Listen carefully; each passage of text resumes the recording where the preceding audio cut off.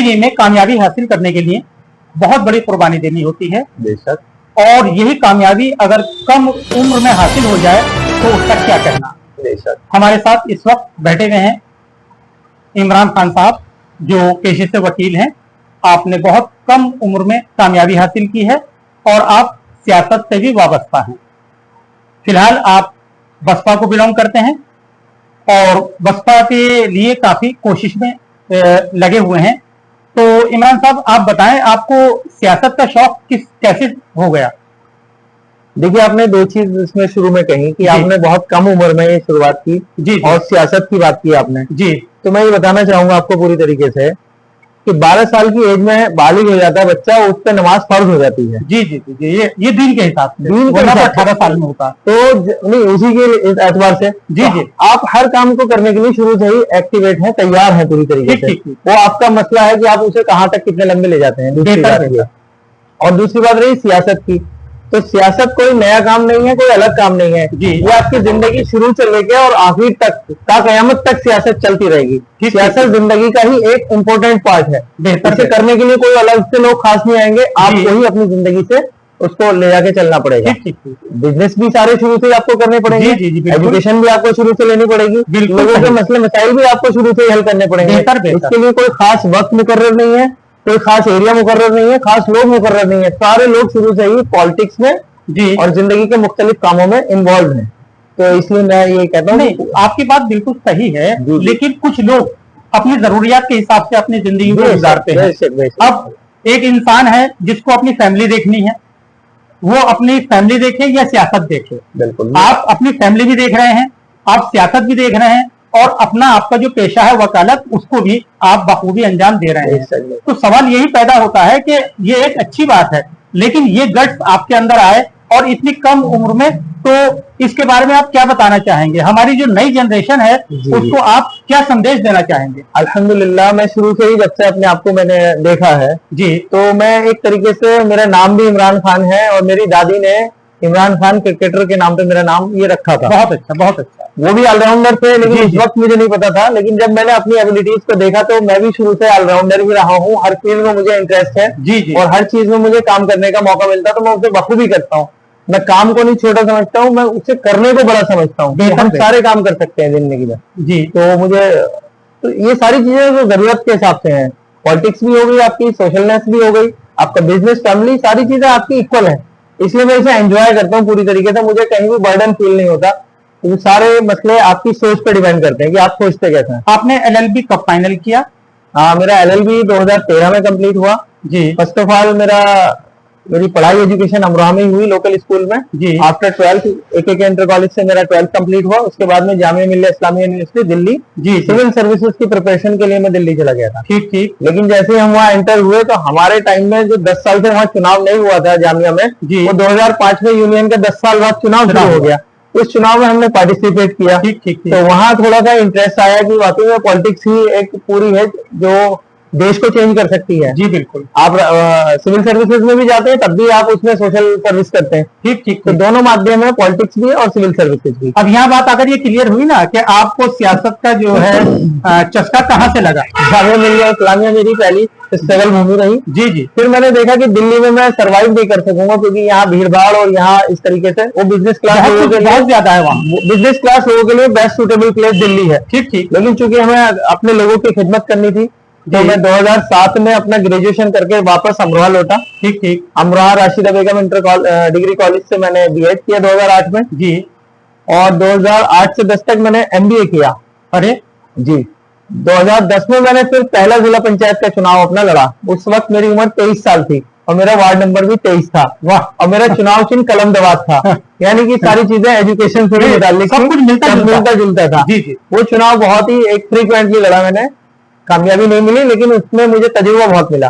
फिर मैंने 2010 में LLB में KGK कॉलेज मुरादाबाद में एडमिशन लिया जी। और सिर्फ गवर्नमेंट कॉलेज दो होते थे, एक बरेली कॉलेज ला बरेली और एक KGK कॉलेज मुरादाबाद। तो उसमें रैंकिंग आ गई थी, मैंने कर लिया। 2013 का मैं पास आउट हूँ और तभी से अमरोहा में मैं प्रैक्टिस कर रहा हूँ। इन बिटवीन मैंने 30,000 में भी प्रैक्टिस की 2017 में दिल्ली। लेकिन फिर वही बात, दिल्ली में रह के क्या करेंगे, काम तो लोगों के करने हैं। बिल्कुल। तो दिल में वही बात आती थी कि अपने लोगों के बीच जाके अपने लोगों के काम किए जाए, क्योंकि यहाँ मैं देखता हूँ कोर्ट्स में भी देखता हूँ और बातों में भी देखता हूँ, कलेक्ट्रेट चले जाइए, तहसील चले जाइए, जी जी लोग परेशान हो रहे हैं, तड़प रहे हैं कि उन्हें न्याय नहीं मिल रहा। एडवोकेट दूसरे एक तरीके से मैनेज हो जाते हैं। जी हाँ बिल्कुल। और अधिकारी भी फिर उसी लेवल से काम करने लगते हैं। ठीक ठीक। वो शुरू में तो जब आते हैं तो अच्छा काम करते हैं, लेकिन धीरे धीरे उनका ग्रेड भी डाउन होते चले लाइन पर आ जाते हैं। ठीक, तो वो मुझे कभी बर्दाश्त नहीं होता। मैं हमेशा सच की वकालत करता हूँ, सच्चाई की बात करता हूँ, और उसमें मैं एंजॉय फील करता हूँ पूरी तरीके से। बहुत अच्छा बात आपने बता दी, अपने पेशे से मुतालिक आपने बता दिया। अब सवाल ये पैदा होता है कि आप चूंकि बसपा से जुड़े हुए हैं जी, फिलहाल अमरोहा क्या पूरे जिले में बसपा की जो कंडीशन है उसे एक हद तक सही नहीं कहा जा सकता, तो आप उसके बारे में किस तरह से बसपा मजबूत हो, यहाँ पर यहाँ का संगठन मजबूत हो, इस बारे में आपकी क्या सोच है? देखिए, जब से कॉन्स्टिट्यूशन हमारा बना है जी, उससे पहले भी यहाँ महापुरुष रहे हैं जी। बाबा साहब भीमराव अंबेडकर साहब ने कॉन्स्टिट्यूशन को ड्राफ्ट किया, बेहतर। उसमें सारे प्रोविजंस हमारी लाइफ के मुतालिक रखे गए। जी जी, वो आज भी मौजूद है कानून में। जी। उसके बाद माननीय काशीराम साहब ने उस कॉन्स्टिट्यूशन के हिसाब से बाबा साहब के अम्बेडकर साहब के मिशन को आगे बढ़ाने का काम किया। ठीक। आपने मुतालिक उससे फिर DS4 बहुजन समाज पार्टी का गठन किया, बहन मायावती राष्ट्रीय अध्यक्ष पार्टी की हमारी बनी, उनको इंट्रोड्यूस कराया। जी जी। मसला यह है कि जो कॉन्स्टिट्यूशन में प्रोविजंस हैं क्या वो आज तक लागू हो पा रहे हैं? मेन मुद्दा यही। बहुजन समाज पार्टी उसी मिशन को लेकर चलने वाली एक पार्टी है। ठीक। ये मिशन है, कैडर है। ठीक ठीक। तो ये कोई एक वक्तीय पार्टी नहीं है कि आज कमजोर है, उभर रही है। ये हमेशा टोटल एक बैकग्राउंड मिशन पे है अपने। ये तो मिशन कभी आपको उभरता हुआ दिखेगा, कभी डाउन दिखेगा, डाउन होता रहता है, डाउन चलता रहता है। लेकिन जब आपकी बेस मजबूत है तो फिर आपको डरने की जरूरत नहीं है कहीं। ठीक ठीक। तो हम कॉन्स्टिट्यूशन बेस्ड मिशन पे हैं। जी जी। फिर मैं जोड़ूंगा, इस्लाम भी एक मिशन है। Every religion is also a mission. अगर हम रिलीजन किसी को भी फॉलो कर रहे हैं उसकी बेसिक्स पे चले तो हम कामयाबी से नहीं रुक सकते थे। जी जी। हम लोगों के लिए बेहतर करने की बात करेंगे। रिलीजन को आप पॉलिटिकली अगर इस्तेमाल कर रहे हैं नेगेटिव वे में तो फिर आप गलत काम कर रहे हैं। ठीक। और आप उसकी बेसिक्स पे चल रहे हैं तो फिर आप अच्छा काम कर रहे हैं। तो हम मिशन पे हैं, बहुजन समाज पार्टी अपने मिशन पे है। लोग बार बार देखेंगे और आएंगे, फिर साथ चलेंगे। सवाल ये पैदा होता है वकील साहब कि 4 बार बसपा जो है प्रदेश में सरकार बनाई, बिल्कुल, और अपनी नीतियां भी लागू की। डेफिनेटली, जाहिर सी बात है उसका फायदा दलित समाज को भी हुआ। बिल्कुल। लेकिन 2022 के चुनाव में हमने देखा कि बसपा खाता भी अपना नहीं खोल पाई। गलबन शायद एक विधायक उनका आया। जी जी। तो उमाशंकर सिंह, कहाँ इतना एक 4 बार जो सरकार चला चुकी पार्टी वो बिल्कुल डाउन हो जाए, तो इस पर तो मंथन होना चाहिए। डेफिनेटली मंथन होना चाहिए। इस वक्त पार्टी पूरी प्रोग्रेस कर रही है अपनी तरीके से। सारे कार्यकर्ता, बड़े नेता सब ग्राउंड पे उतर के बूथ कमेटियां और अपने सारे लोगों को जोड़ रहे हैं। जी। और जिसका प्रचार मीडिया नहीं करती, अखबार छापता नहीं है और प्रिंट मीडिया दिखाती नहीं है। मीडिया से तो आप लोग वैसे भी बहुत दूरी बनाए रखते हैं। जी जी, क्योंकि वो तो मीडिया से कोई शिकायत करने का सवाल शिकायत भी नहीं है, लेकिन मोस्ट मीडिया पेड वर्जन तरीके से काम कर रही है। जी, बिल्कुल ये बात सही है। ये भी एक इसका हमें नेगेटिव वो एस्पेक्ट लगता है। जी। लेकिन आपने जैसे दलितों की बात की, जी जी, हम काम ही उस दबे कुचले इंसान के लिए करते हैं जो आदमी मुख्य धारा में नहीं है। ठीक ठीक ठीक। हम किसी भी पार्टी को बिलोंग करते हो, हमारा मकसद ही कमजोर तबके को ऊपर लाने के लिए है, बेहतर पे, upliftment of the people. Yes yes. तो उसके लिए हम काम कर रहे हैं, तो डेफिनेटली उससे फायदा पहुंचा। वकील साहब, शुरू में ही हमने आपसे ये मालूम किया कि इतनी कम उम्र में आपने वकालत भी की, बहुत कामयाबी आपने हासिल की, आप सियासत में भी आए। तो जो नई जनरेशन है, हमारी नई नस्ल है, जो युवा हैं, जिन्हें मैं भटका हुआ कहूंगा, जो मोबाइल कानों पर लगाए हुए इसी को अपनी जिंदगी मानकर चल रहे हैं, ऐसी नस्ल के लिए आप क्या संदेश देना चाहेंगे? डेफिनेटली आपने अच्छा सवाल किया कि हमारे जो आज का युवा है जी, वो अपने आप को बिल्कुल भी नहीं पहचान रहा है, अपनी इनर थॉट को। मोबाइल तो चलिए आज आया, हालांकि सबसे बड़ा बिगाड़ करने वाला मोबाइल है जी जी, लेकिन उससे पहले भी हमें अपनी बैकग्राउंड को देखना पड़ेगा कि हम मोबाइल से पहले क्या कर रहे थे जी। तब भी हम किसी सोशल उसमें पार्टिसिपेट नहीं कर रहे थे। ठीक ठीक। पॉलिटिक्स में भी नहीं आ रहे थे, अपनी एजुकेशन में भी नहीं आ रहे थे जी जी। ये तो बिगाड़ने वाली चीज जब से दुनिया बनी है, शैतान को भी कॉन्ट्रैक्ट लेकर आया है। बिल्कुल बिल्कुल, अल्लाह ताला से जी जी, कि आप तू मुझे बिगाड़ने की पावर दे। हाँ, मैं बिगाड़ूंगा। अल्लाह ताला ने उसे पूरी ग्रांट कर दी। ठीक ठीक। तो इसलिए हमारी कंट्रोवर्सी ये नहीं है कि कौन बिगड़ेगा कौन नहीं बिगड़ेगा, ये तो अपने ऊपर डिपेंड करता है। बिल्कुल बिल्कुल, ठीक है। तो आपको शुरू से ही अपने आप को इंट्रोस्पेक्ट करना पड़ेगा कि हम क्या कर रहे हैं जी। अगर आपका इंटरेस्ट पब्लिक के लिए है, अपने बिजनेस के लिए है, तो आप उसमें लगिए। ठीक ठीक। अदरवाइज डिस्ट्रैक्ट करने वाली चीजें तो आपको हर दौर में मिलेंगी, आज से पहले भी मिलेंगी और आने वाले टाइम में भी मिलेंगी। बिल्कुल बिल्कुल। तो ये पीक पर है, ये चीजें हैं। तो इन चीजों का कोई नहीं है। इनका आप पॉजिटिव इस्तेमाल करिए मोबाइल का, आप इंटरनेट का इस्तेमाल करिए, व्हीकल का इस्तेमाल करिए, एरोप्लेन से उड़िए, आप हर चीज का इस्तेमाल करिए। जी जी। वो चीजें आपको नहीं बिगाड़ रही, आपका माइंडसेट आपको बिगाड़ रहा है। ठीक है, आप जब पॉजिटिव सोचते नहीं, लोगों के बारे में आपका सोच है ही नहीं, तो फिर आप हर चीज से बिगड़ जाएंगे।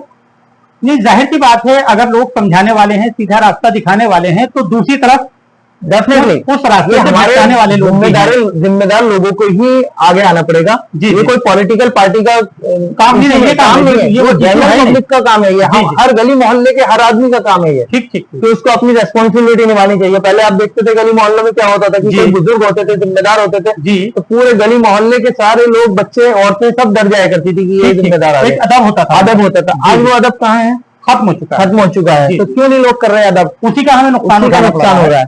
तो जनरेशन हमारी नो डाउट नुकसान में जा रही है, गफलत में जा रही है, जिंदगी गुजर रही है इस तरीके। मतलब ये है कि एक जो हमारे बुजुर्ग थे, हमारे बड़े थे, या तो उनका अदब नहीं रहा, या वो खुद जो है घरों में कैद होकर। बिल्कुल, ये हमारी अपनी जिम्मेदारी है। हम लोगों ने अपनी जिम्मेदारी को निभाना छोड़ दिया। हम ये नहीं कह सकते कि ये नहीं, जब अच्छे स्कूल नहीं होंगे तो अच्छे स्टूडेंट्स कहाँ से होंगे? बिल्कुल सही बात है। आप देख लीजिए, आज सारे स्कूल मोस्टली गवर्नमेंट पे स्कूल बंद कर रही है, ये इश्यू है। जी हाँ, जी हाँ। लेकिन हम प्राइवेट लोग क्या कर रहे हैं? हमारे पास माकूल रकम, दौलत, सब कुछ है, तो हम स्कूल मदरसे अपने क्यों नहीं बना रहे हैं? बनाने गवर्नमेंट आपको कहाँ प्रिवेंट कर रही है कि आप ना बनाए? बिल्कुल, आप बेहतरीन स्कूल बनाए, लेकिन आप उन्हें बिजनेस का अड्डा बना रहे हैं, तो ये आपकी नेगेटिविटी है। बिल्कुल सही बात है। आप जब साहिब हैसियत हैं तो आप स्कूल मदरसे बनाइए, एक्टिविटीज कराइए, सारी चीजें आप दीजिए लोगों को। आपका पॉइंट बिल्कुल बहुत अच्छा है। हमें आप देखिए, क्या यहाँ साहिब हैसियत लोग नहीं रहते? बिल्कुल रहते हैं। इन लोगों ने स्कूल यहाँ बड़े बड़े बनाए, बताइए। या पॉलिटिकल लोग देख लीजिए, उन्होंने कहाँ स्कूल बनाए? ये बेसिक स्कूल की जो नर्सरी है, मैं हमेशा से ये मानता हूँ प्राइमरी एजुकेशन हमारी स्ट्रॉन्ग होनी चाहिए। बिल्कुल, आगे तो फिर बढ़ता ही रहेगा। अपने आप वो फिर पैरों पर खड़ा हो जाएगा, फिर आपको जरूरत नहीं है, वो अपने आप दिशा ले लेगा। जब हमारी प्राइमरी एजुकेशन का सिस्टम मजबूत नहीं है, जी, भाई गवर्नमेंट ने प्रोविजन बना रखा है, वो अलग बात है। जी जी बिल्कुल। वो दुलमुल नीति के तहत उसकी तरफ जा रहा है, डाउनफॉल की तरफ, वो एक इशू अलग है, वो अलग बात हो गई। लेकिन हमें अपने बारे में तो सोचना पड़ेगा। गवर्नमेंट आपको कब रोक रही है कि आप ना बनाए स्कूल मदरसे? बताइए। जो हमारे सियासी लोग हैं या जो हमारे अमीर लोग हैं, उन्हें इस मैदान में आगे आकर ही सियासत नहीं है, सियासत तो ऑटोमेटिकली बन जाती है। आप तो सोशल सर्विस हमेशा जब कर रहे हैं तो सियासत तो ऑटोमेटिकली बन जाएगी। वो मैं यहाँ सियासतदान की हैसियत से नहीं बैठा हूँ, मैं एक आम इंसान बैठा हूँ।